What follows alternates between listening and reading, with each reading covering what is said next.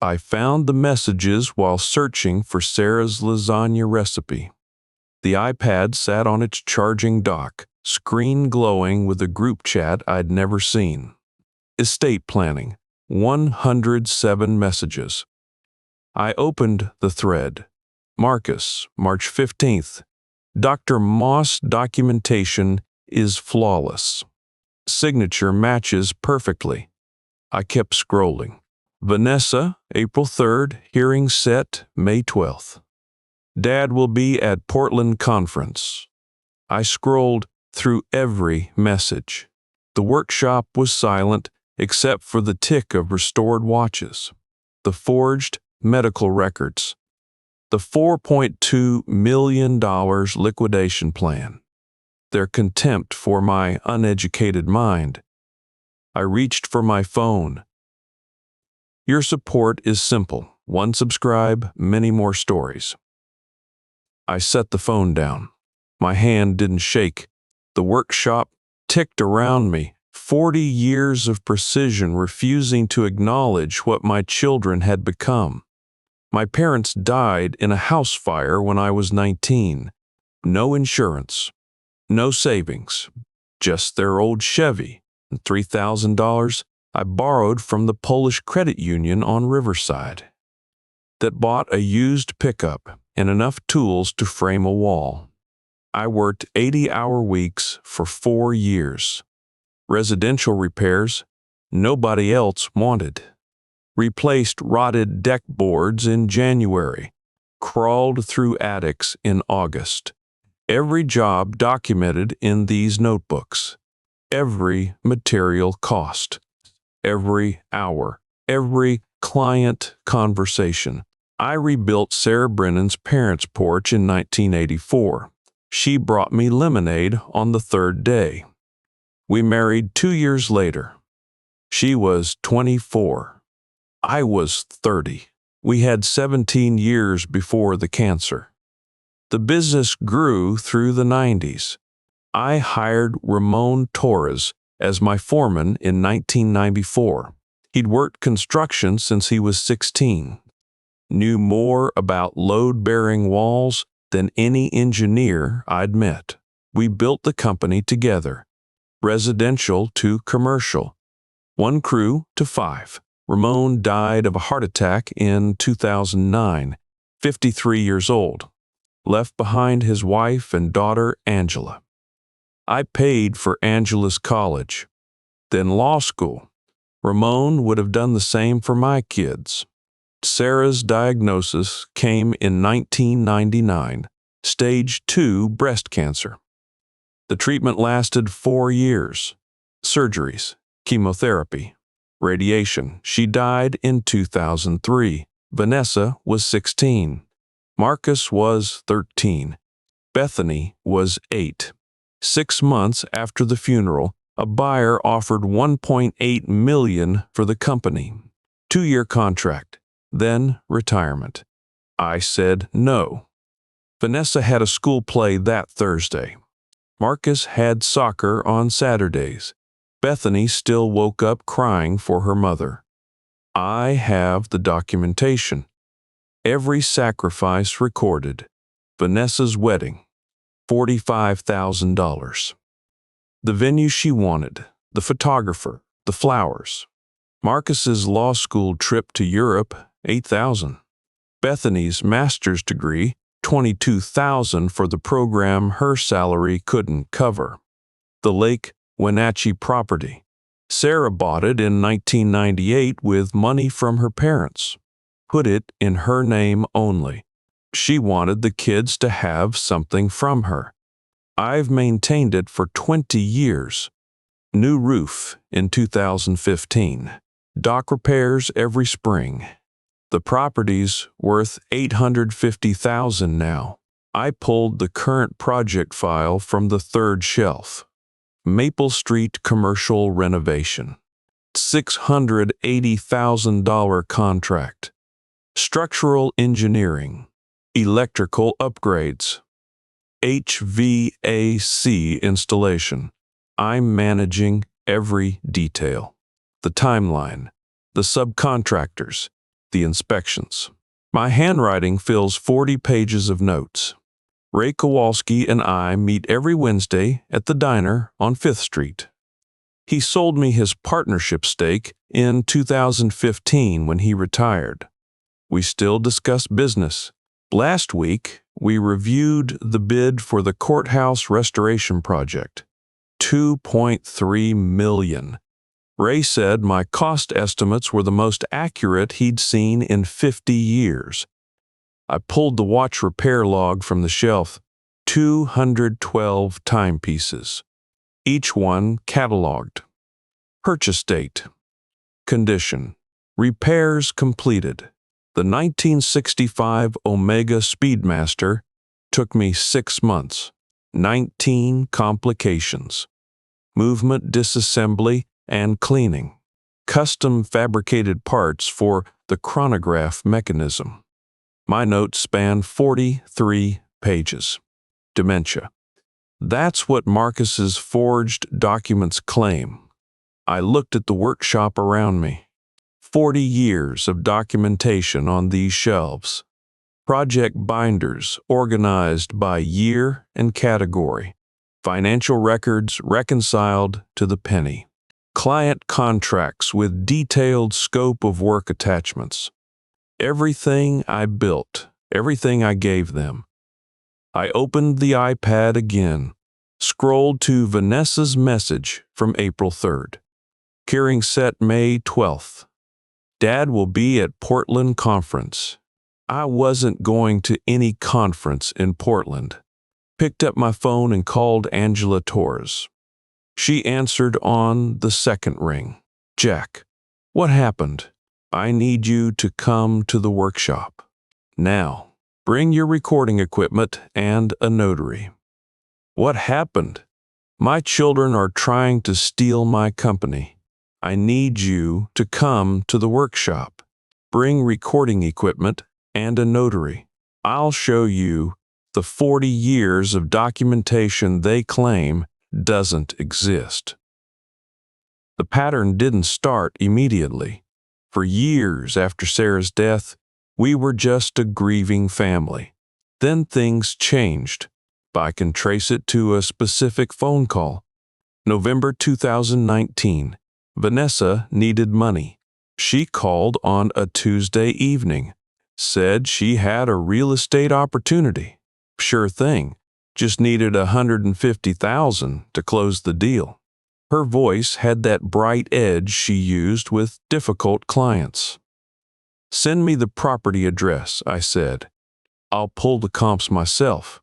What did the inspection show? She went quiet for 3 seconds. Dad, I'm a licensed realtor.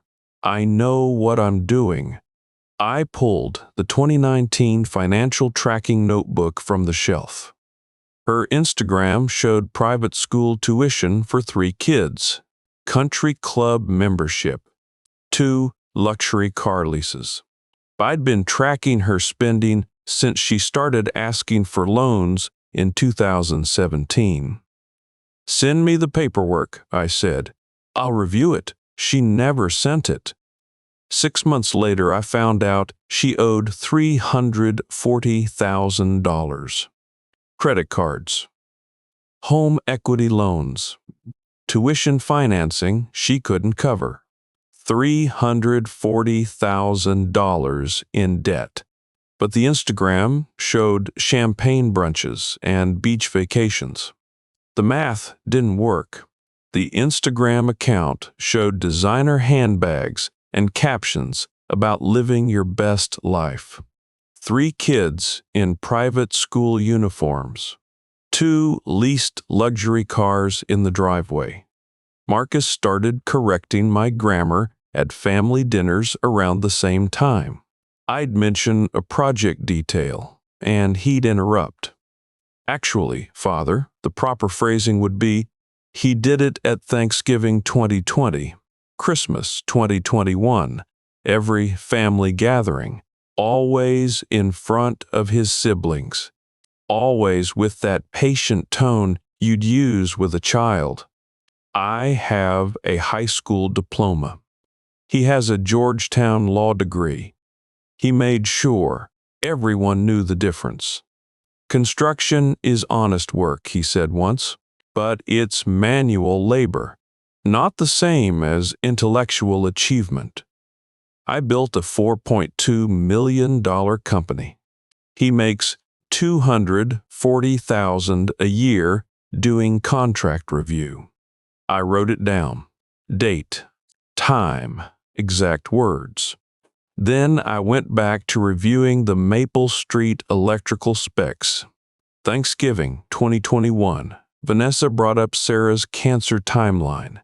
Said the diagnosis came in 2001. It was 1999, I said. Stage 2, Dr. Morrison at Swedish Medical. She laughed. Dad, you're getting confused. It was definitely 2001. I remember because I was in high school. You were in middle school in 1999, 7th grade. Sarah started treatment in March. Marcus glanced at Vanessa. Quick, like they'd practiced something. The important thing is Mom fought hard, Bethany said. Changed the subject. Dr. Morrison diagnosed Sarah on March 12, 1999. I have the intake form in the third cabinet, second drawer, behind the 1998 tax returns. I wrote down Vanessa's false claim that night, noted Marcus's glance, noted Bethany's redirect. Marcus suggested I step back from business decisions in 2022. We were at the lake house. He brought it up casual, like he'd been thinking about it. You've earned rest, Father. Maybe it's time to let the next generation handle the complex negotiations. I'd just closed a $680,000 commercial renovation contract. Structural engineering, HVA cub, upgrades, electrical systems. I negotiated every detail myself. Which negotiations concern you? I asked. He waved his hand. Just general business strategy. At your age, it's normal to need support. I was 67. Ray Kowalski and I had discussed the courthouse restoration bid at our Wednesday breakfast 2 days earlier. Even retired, he still reviewed my cost estimates. Ray said my numbers were the sharpest he'd seen in 50 years. That night, I opened the project notebook for the courthouse restoration. Bottom of page 43, below the rebar calculations, Marcus, Lake House, complex negotiations, at your age, V nodded agreement. The Lake House visits changed after that. They'd ask questions. Casual, concerned. What medications was I taking? Did I remember to pay the property taxes? Had I noticed any confusion with daily tasks? Vanessa brought a notebook once, wrote down my answers, said she wanted to help me stay organized. I pulled the 2023 project binder from the shelf.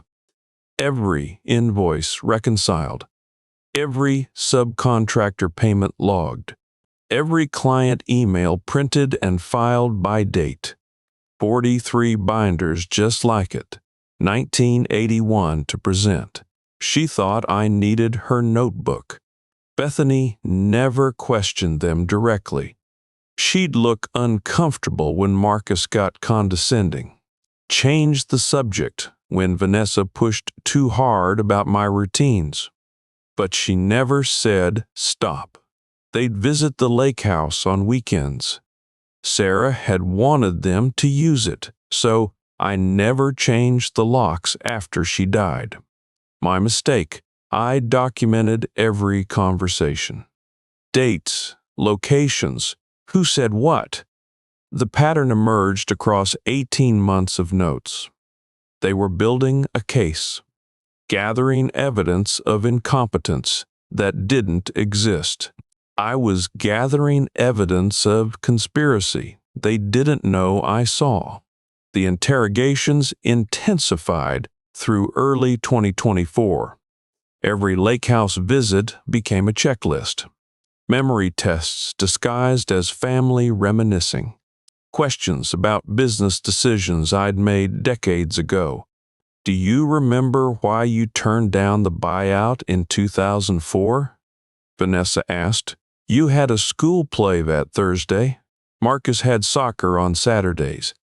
Bethany was 8 and still crying for her mother. She wrote something in her notebook. Frowned.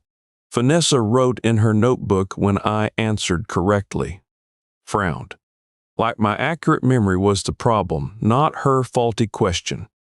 I wrote something in mine too. Her frown. Her disappointment that I remembered correctly. They thought I was oblivious, confused, declining. I was documenting everything they said, every inconsistency in their stories about me. Every claim I couldn't remember things I remembered accurately. The workshop notebooks filled with their words. Vanessa's claims, I was confused. Marcus's suggestions, I stepped back. Bethany's uncomfortable silences. 43 pages documenting a conspiracy they didn't know I saw. I didn't know yet they were planning to forge medical records and take me to court, but I knew enough to keep writing it all down. 3 weeks before I found the iPad messages, Vanessa called on a Tuesday evening. Dad, we need to talk about estate planning. Family meeting at the lake house this Saturday. Can you make it? Her voice had that careful cheerfulness she used with difficult clients. Each word measured like she was closing a sale. Sure, I said. What do you need me to bring? Just yourself. We'll have everything ready. I brought my documentation binders anyway, financial records, property deeds, Sarah's trust documents. If we were discussing inheritance, I wanted the actual numbers. I'd packed Sarah's letter that morning. Something about Vanessa's tone made me think I'd need it. The drive took 90 minutes. All 3 cars were already parked when I arrived. Vanessa's luxury SUV closest to the door. Marcus's Tesla beside it. Bethany's sedan tucked in back. Coordinated arrival. Inside, the dining table looked like a corporate boardroom. Printed documents in neat stacks, pens positioned at exact intervals. A laptop showing financial projections. Vanessa had set out coffee and pastries from an expensive bakery. The room smelled of fresh coffee and her perfume. Outside, the lake lapped against the dock. Inside, silence. Dad, you made it. Vanessa hugged me. Her arms locked around my shoulders for 3 seconds, then 4. I counted. Her perfume was new, expensive. When she pulled back, her smile didn't reach her eyes. Marcus stood by the fireplace in a navy suit. Saturday afternoon at the lake house, and he wore a suit.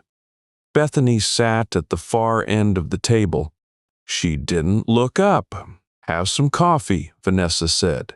We got those almond croissants you like. I didn't like almond croissants. Sarah did. Vanessa had brought them to every family gathering for 15 years. She still didn't know the difference. I sat down, set my binders on the table, 3 of them to their dozens of printed pages. I waited for someone to explain why my documentation wasn't enough. What's all this about? Vanessa slid a document stack toward me. We've been talking with some financial advisors about streamlined management structure for the business. I have a management structure. Of course you do. She touched my arm. You've built something wonderful. But at 68, you've earned rest. We want to help shoulder the burden. Marcus opened his leather portfolio. Industry best practices suggest succession planning at this stage. Ensures continuity, protects the company's value. The company's doing fine. Absolutely, Vanessa said, which is why this is the perfect time, while you're still sharp enough to guide the transition. Still sharp enough. I pulled the first document from the stack. Pacific Northwest Credit Union letterhead. Except the logo was wrong. They'd changed it in 2021 when I refinanced the equipment loan. This was the old version. Power of attorney authorization. Immediate transfer of business management authority. This isn't succession planning, I said. This is you taking over while I'm alive. That's a very negative interpretation, Marcus said. The documentation is standard. Fiduciary responsibility transfers to designated family members. You retain ownership. We handle day-to-day operations. What day-to-day operations concern you? Vanessa's smile tightened. Dad, you're being defensive. We're trying to help. By taking my business. By protecting your legacy. She leaned forward. Mom would want us taken care of. You know she would. I opened my binder, pulled Sarah's handwritten letter from 1998, her instructions about the lake house, her explicit statement that the children should earn their own way. 4 pages, her handwriting, her words. Mom wrote this the year she bought this house. Want me to read what she actually said about inheritance? Marcus closed his portfolio. Ancient history isn't relevant to current financial planning. Sarah's wishes aren't relevant. Mom's wishes, Vanessa said carefully, were that we'd be a family, that we'd support each other. This is us supporting you. By forging bank documents, nobody spoke. Vanessa's hand stopped halfway to her coffee cup. Marcus closed his portfolio. 3 seconds of nothing but the lake wind against the windows. These aren't forged, Marcus said. I don't appreciate the accusation. I tapped the letterhead. Pacific Northwest Credit Union doesn't use this logo anymore. Changed it in 2021. I refinanced the equipment loan. I know their current letterhead. Vanessa's hand moved to her coffee cup. Stopped halfway. Minor formatting issue, Marcus said. The legal language is what matters. Show me the signature authorization section. He didn't move. I flipped to page 4 myself. Read the clause. Granting immediate liquidation authority upon conservatorship appointment. Conservatorship. You're trying to have me declared incompetent. Nobody said that, Vanessa snapped. Then softer? We're worried about you. The confusion. The memory issues. What memory issues? Last Thanksgiving, you couldn't remember when Mom was diagnosed. March 1999, Stage 2. Dr. Morrison at Swedish Medical. You claimed it was 2001. I corrected you. Bethany looked up. Her eyes were wet. Please don't make this harder, she whispered. We're trying to do the right thing. 3 hours. They kept me there for 3 hours. Vanessa explaining how this was for my own good. Marcus citing legal precedents. Bethany crying about family unity. I didn't sign anything. I'll think about it, I said finally. Vanessa's jaw muscles flexed. The same tell she'd had since childhood when she didn't get her way. I'd seen it at her 8th birthday party when we couldn't afford the pony rides. I saw it now. Dad, we spent months preparing this. The advisors are waiting. We need to move forward. Said, I'll think about it. I gathered my binders, left their documents on the table. Marcus followed me to the door. You're making this more difficult than it needs to be, Father. The transition is inevitable. You can participate cooperatively or will proceed through proper legal channels. I drove home, both hands on the wheel. Mile marker 47, my right hand trembled. I tightened my grip. Mile marker 52, my left hand joined it. By mile marker 57, I had to pull over and wait for it to stop. But my mind was already working. Something changed in that moment. Not rage, something more useful. I stopped seeing my children and started seeing the problem that needed solving. If my children were playing games, I'd play better. I'd been documenting their behavior for 18 months. Now I knew why. I needed to call Angela. I found the messages while searching for Sarah's lasagna recipe. The iPad sat on its charging dock in the workshop, screen lit with a notification I'd never seen before. State planning. 27 messages. I opened a thread. Marcus, March 15th, Dr. Moss documentation approved. Signature verified. My hand stopped. I set the iPad down and read the line again. Dr. Moss. Signature verified. Vanessa, April 3rd. Hearing set for May 12th. Dad will be at Portland conference. He'll never know until it's done. I wasn't going to any Portland conference. Bethany, April 20th. This feels wrong. Are we sure he's actually confused? Marcus, April 21st. Medical documentation is conclusive. Stop second-guessing the plan. I scrolled through every message. The forged assessments. The court hearing scheduled without my knowledge. The liquidation timeline. Three-way split calculations. Vanessa's designation as conservator with immediate authority to sell everything. The workshop was silent except for the tick of restored watches on the shelf behind me. I pulled out my phone, photographed each message. Specific dates, exact quotes. Marcus discussing the documentation. Vanessa coordinating the hearing.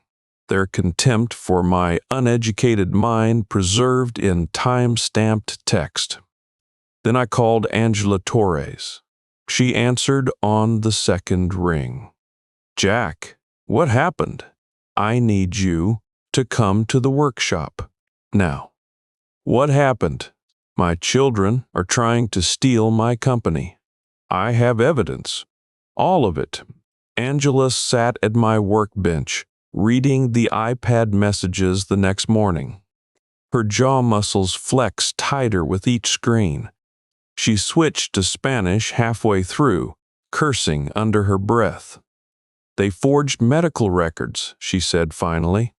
Used a doctor whose license was revoked in 2019. I photographed everything. She looked up. Good. Because we're going to bury them in documentation so deep, they'll need archaeological equipment to dig out. She made 3 phone calls before she left my workshop that morning. The first to Dr. Ellen Sue, a neurologist who owed her a favor.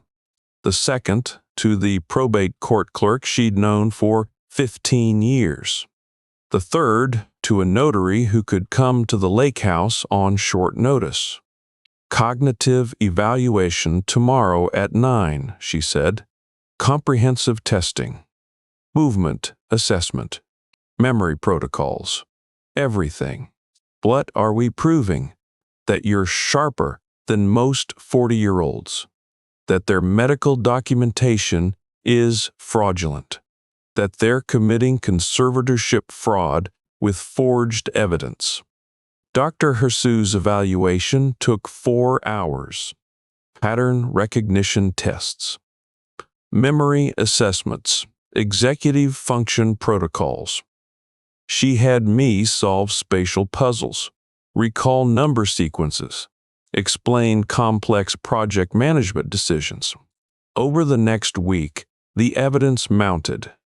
Dr. Hirsu's evaluation results arrived on Thursday.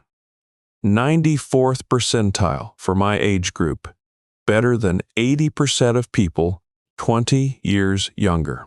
No cognitive deficits detected.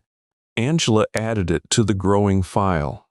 Ray Kowalski provided a sworn affidavit the same week. 3 pages. Ray detailed our recent business discussions, the courthouse restoration bid, cost estimation methodology, competitive analysis, strategic planning for the next fiscal year. His signature notarized at the bottom. Jack's mind is as sharp as it was 30 years ago, Ray wrote. Sharper, actually. Experience refined his judgment. Angela pulled the Maple Street project files from my office. $680,000 commercial renovation. Structural engineering specifications. HVAC system designs. Electrical upgrade plans. 43 pages of my handwritten notes showing active management of every detail. She spread it all across her conference room table. The iPad screenshots, Dr. Hirsu's evaluation, Ray's affidavit, project documentation, Sarah's 1998 letter about inheritance, the forged power of attorney documents with the outdated bank logo. They scheduled the signing meeting for May 8th, I said. I know. Vanessa sent you an email this morning. What do we do? Angela opened her briefcase, pulled out a stack of documents.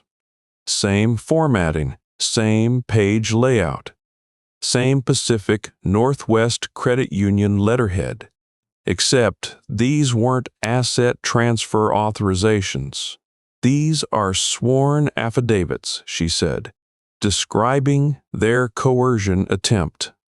The forged medical records, the fraudulent hearing, everything they've done documented under oath. They'll look similar? Similar enough. You'll sign these while they think you're signing their documents, creating a notarized record of their fraud. She handed me a voice-activated recording pen. Looked like a regular ballpoint. Wear this in your shirt pocket. Get them to state their intentions. We need their voices confirming what the messages show. I turned the pen over in my hands. 43 years of construction work had left my fingers scarred and calloused. But they didn't shake. What happens after I sign? We file for an emergency hearing. Present everything. The forged documents, the recorded coercion, the medical fraud, all of it. And then?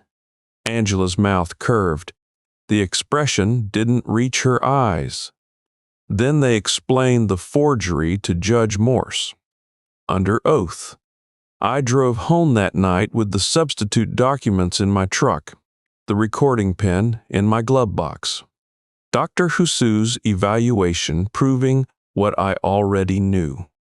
My children had built their conspiracy on assumptions, that I was confused, declining, unaware. They documented every step in writing, preserved their fraud in messages they thought I'd never see. I'd spent 40 years building things that lasted, documenting every decision, creating records that couldn't be disputed. They'd forgotten who taught them to plan ahead. I drove to the lake house with Angela's documents in the passenger seat.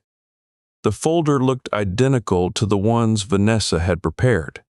Same navy cover, same white label. The voice recorder pen sat clipped to my shirt pocket. My phone ran the background recording app Angela had installed. The drive took 90 minutes. All 3 cars were already parked when I arrived. Vanessa's luxury SUV closest to the door, Marcus's Tesla beside it, Bethany's sedan tucked in back. 3 cars. Same order as last time. They'd planned this. Angela's car sat down the driveway, barely visible through the trees. She had the notary stamp, the emergency hearing paperwork, everything we needed. I walked to the door. The folder felt light in my hand. Vanessa opened before I could knock. "Dad, you made it," she hugged me. Same perfume as before. Her arms locked around my shoulders for 3 seconds, then 4. I counted. When she pulled back, her smile didn't reach her eyes. Come in, we've got everything ready." The dining table looked like the previous meeting. Documents in neat stacks, pens positioned at exact intervals. Fresh coffee and almond croissants I didn't like. The lake lapped against the dock. Inside, coffee brewing, Vanessa's perfume. Marcus stood by the fireplace. Same navy suit, same wire-rimmed glasses. Bethany sat at the far end. She looked at me, then away. "Coffee?" Vanessa touched my arm. "You look good, Dad," breasted. I set my folder on the table, poured coffee, waited, passed her. "So," Vanessa tapped the document stack in front of me. "We've streamlined the language. Should be clearer now." I opened the first page. Same power of attorney authorization. Same liquidation clause. Different words. Same result. "Walk me through it," I said. Marcus stepped forward. "Standard succession framework. You retain ownership. We handle operations. Simple. What operations would you handle? Client contracts, vendor negotiations, strategic planning." He adjusted his glasses. "Day-to-day decisions you shouldn't have to worry about anymore. Sign these and we'll handle everything," Vanessa said. "No more late nights reviewing contracts." The pen in my pocket was recording. I counted 3 seconds of silence. "And the conservatorship hearing." Marcus waved his hand. "Merely formality. These documents establish our authority immediately. The hearing confirms legal standing." "When is it scheduled?" "May 12th. Vanessa's shoulders dropped. She smiled, but her jaw stayed tight. "But you don't need to attend. We'll handle it. The liquidation timeline," I said. "How long?" They exchanged glances. Vanessa nodded. 60 days, Marcus said. "Equipment sale first. Real estate follows. Clean division of proceeds. 1.4 million each after taxes and fees. The lake house? Listed immediately." Vanessa touched my arm again. Mom would understand. She'd want us taken care of. Pulled the documents closer. Flipped through pages I'd already read. The recording pen captured every word. "Where do I sign?" Vanessa's shoulders dropped. Last page of each section. "Will witness." I reached for my folder. Pulled out Angela's documents instead. Same formatting, same page layout. Different content. Sworn affidavits describing their coercion. The forged medical records. The fraudulent hearing. Everything they'd done documented under oath. I signed the first page. Then the second. Vanessa handed me each document. I signed them all. "Done," I said. Marcus picked up the stack, started reading. His face went white. What is this? I pushed back from the table, pulled out my phone. The recording app showed 42 minutes. 42 minutes of audio. The forged medical documents. The fraudulent conservatorship hearing. The liquidation plan. All of it. I've got the paperwork right here. Dated, notarized, witnessed. You want to call me a liar. That's your choice. But the documents don't have opinions. They just are. Vanessa grabbed the affidavits from Marcus. Read the first paragraph, the second. Her face drained of color. You recorded us? Every word. The forged medical documents. The fraudulent conservatorship hearing. The liquidation plan. All of it. Marcus stepped forward. This is entrapment. Illegal recording. None of it will hold up. Washington is a two-party consent state for private conversations. But you discussed conspiracy to commit fraud. That's an exception. Angela checked. Bethany's hands covered her face. Her shoulders shook. I knew this would happen, she whispered. I picked up my folder, left copies of the affidavits on the table, set Angela's business card beside them. I walked to the door, turned back. The notary's in the adjacent room. She witnessed everything through the open doorway. Every signature, every page. Emergency hearing is scheduled for tomorrow morning, 9 a.m. Judge Patricia Morse. She's already reviewed the preliminary evidence. You'll want to bring your own attorneys. Vanessa's voice went high, desperate. You can't do this. We're your children.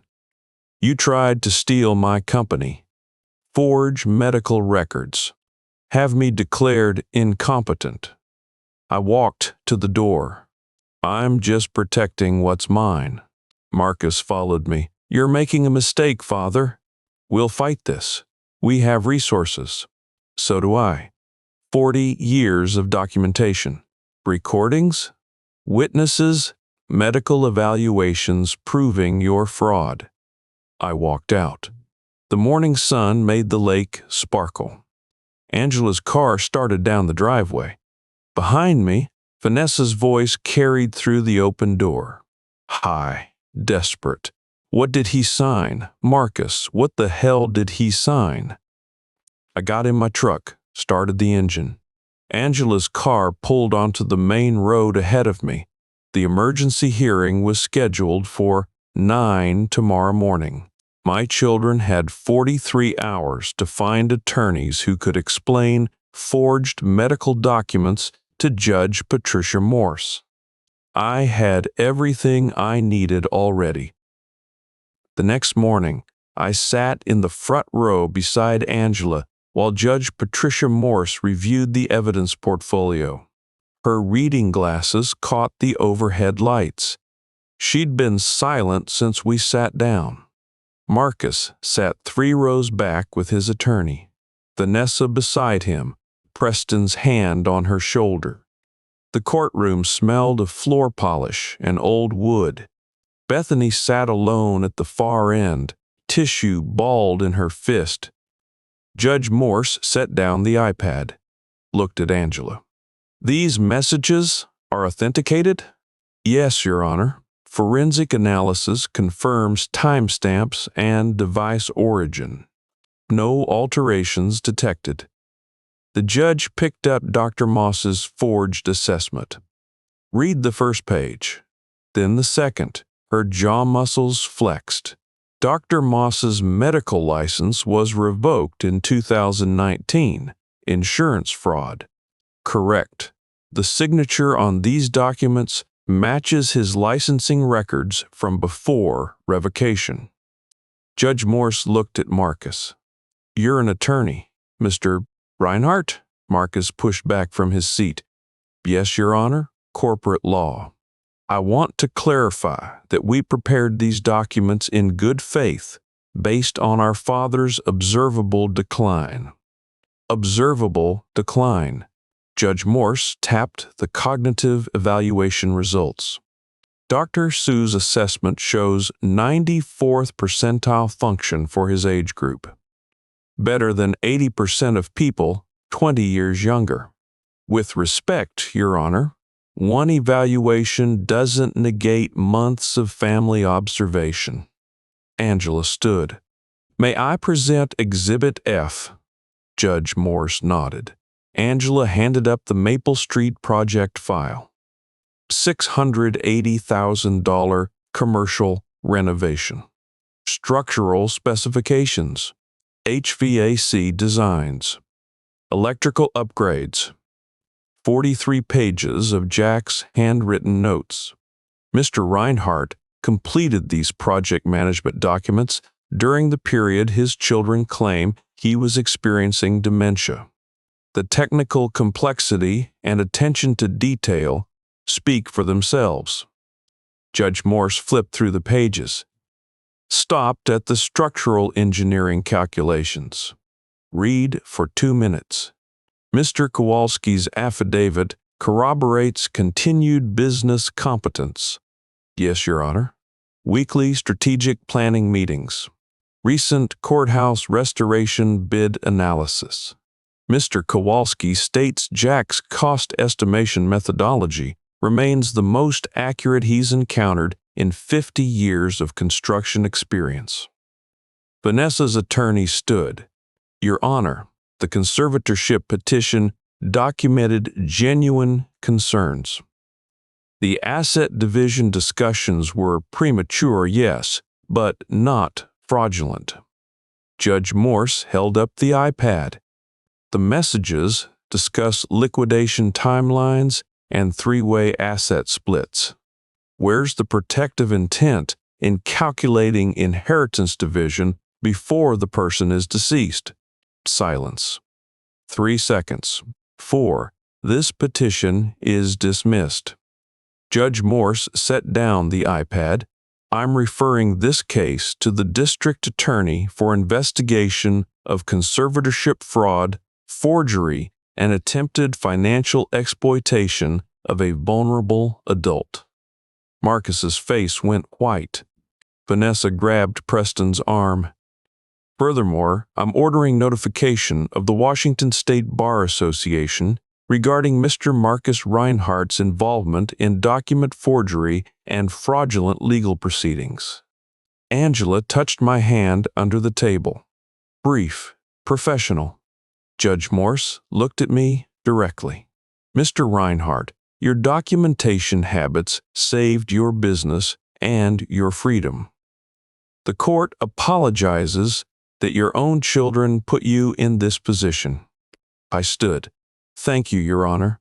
Outside, the courthouse steps were empty except for a local news van. Marcus walked past without looking at me. Vanessa followed, phone pressed to her ear. Her voice carried across the parking lot. I need to speak to my broker. Now. I got in my truck and drove back to the workshop. The notebooks sat on their shelves. 40 years of documentation. Every decision recorded. Every sacrifice preserved. They'd built their conspiracy on assumptions. That I was confused, declining, unaware. I'd built my defense on facts. 2 days later, Angela called. Marcus's firm opened an ethics investigation. He's suspended, pending review. What does that mean? No practice, no salary. Partnership track is done. I wrote it down in my notebook. Date, time, outcome. 3 days after the hearing, Vanessa's real estate license went under review. 3 major clients withdrew their listings. The Pemberton property she'd staged for above asking offers sat unsold. Her Instagram filled with comments about the court case. 47,000 followers watching her downfall in real time. Preston filed for divorce on Thursday. His attorney cited the $340,000 in credit card debt and home equity loans Vanessa hadn't mentioned during their marriage. The country club terminated her membership. No explanation given. Just a letter thanking her for her years of participation. Vanessa's debt collectors accelerated collection with her income gone. Marcus's cryptocurrency losses and law school debt became unmanageable without his $240,000 salary. Bethany called me on Friday evening. "Dad, I need to tell you something." "I know." "You know what? That you didn't want this. That you tried to stop them." She was quiet for 8 seconds. "I'm so sorry. The messages show you questioned the plan. I'm not pressing charges against you. I heard about the hearing, about what happened. Marcus and Vanessa won't speak to me. They say I ruined everything by being weak. You were the only one who remembered what family means." She cried. I waited. I announced the succession plan at the company meeting Monday morning. Tom Miller, Ray Kowalski's recommendation, would start management training in June. The business would transition to employee ownership through an ESOP structure over 5 years. My children will receive the minimum statutory inheritance required by law, I told the assembled crew. Nothing more. This company belongs to the people who built it. The crew applauded. Ray stood first, then the foreman, then the whole room. It went on long enough that I had to raise my hand to stop it. Without his salary, Marcus couldn't cover his cryptocurrency losses or his law school debt. The bills started piling up within a week. I documented everything. Dates, outcomes, consequences. They'd made their choices. These were the results. I opened my notebook and wrote the date. May 12th, emergency hearing. Petition dismissed. Then I closed it and went back to work. Enjoying my journey? A quick like and comment helps a lot. The 1965 Omega Speedmaster sat on my workbench, movement exposed. 19 complications catching the lead light. My hands didn't shake as I positioned the hairspring. 3 weeks after the emergency hearing, the company finished the courthouse restoration ahead of schedule. $2.3 million. Valuation hit $4.8 million under the ESOP structure. Angela came for dinner last Wednesday. Her family calls me Uncle Jack now. We ate at the lake house, Sarah's house. Now it hosts employee appreciation weekends, Angela's gatherings, people who earned their place there. Ray's grandson started September 12th. 24 years old. Takes notes in the same spiral notebooks Ray used. Asked 17 questions his first week about load calculations. Measures twice, cuts once. Checks his calculations 3 times before drilling. His grandfather did the same. Bethany brings the kids every other Sunday. Supervised visits. Her scrapbooks document Sunday dinners now. Brian in every photo.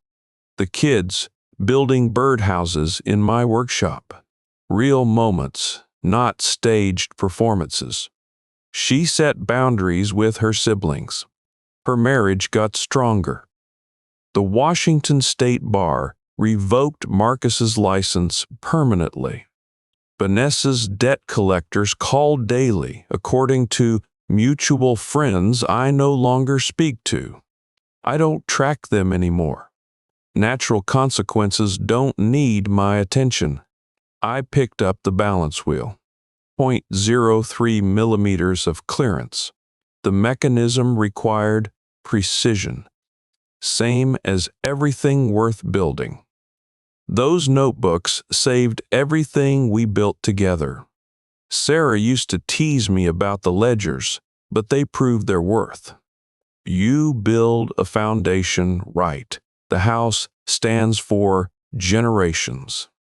Cut corners on the footer, doesn't matter how fresh the paint is. Whole thing's coming down eventually. Same principle applies to just about everything worth doing. Some people forget that. I never will.